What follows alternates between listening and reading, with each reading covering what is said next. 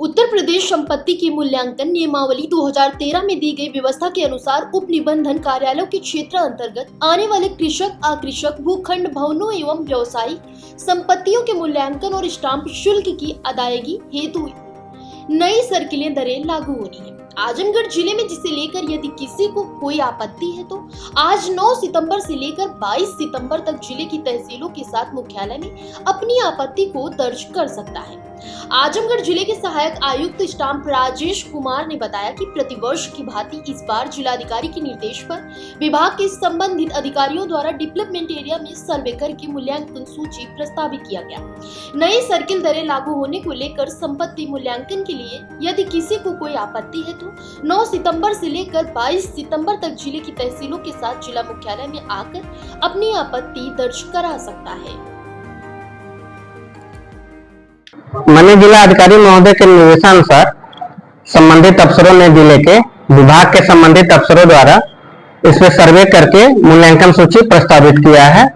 जो निर्देश था जैसा माननीय जिलाधिकारी महोदय का, उसी के अनुरूप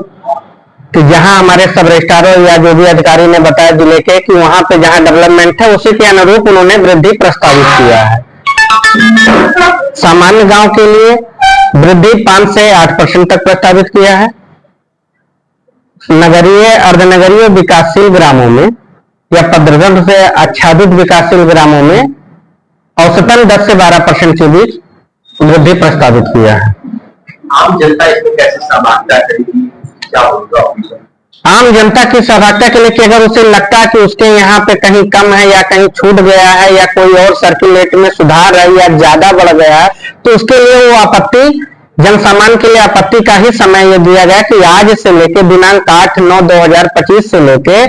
22/9/2025 शाम 5 बजे तक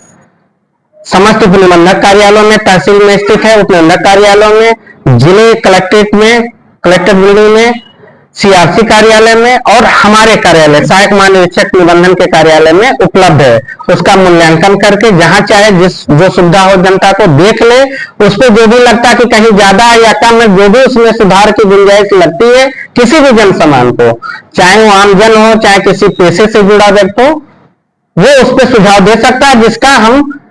हमारी टीम द्वारा जिलाधिकारी महोदय के निर्देशानुसार उसका सम्यक निस्तारण करेगी। यह ब्यौरा सर ऑनलाइन भी देखा जा सकता है सूची प्रस्तावित मूल्यों का या ऑफलाइन? ये ऑफलाइन ही है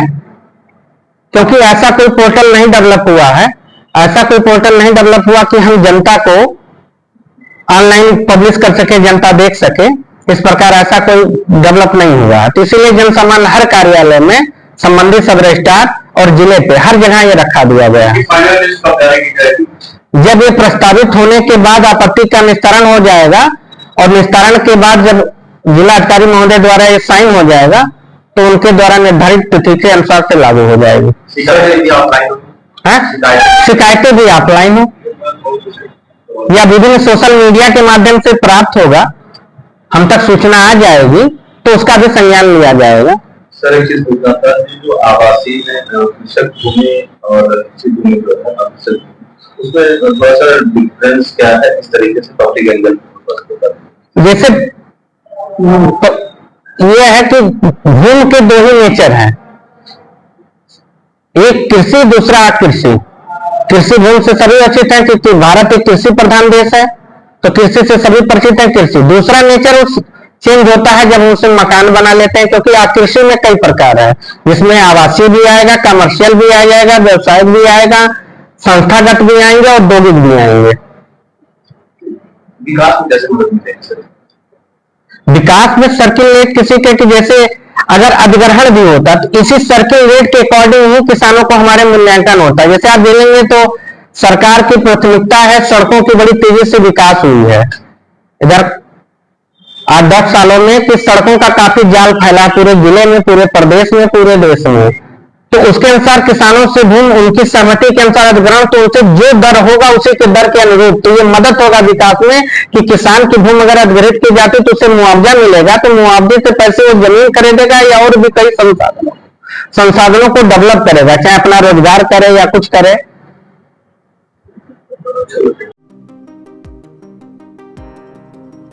फिलहाल इस खबर में बस इतना ही।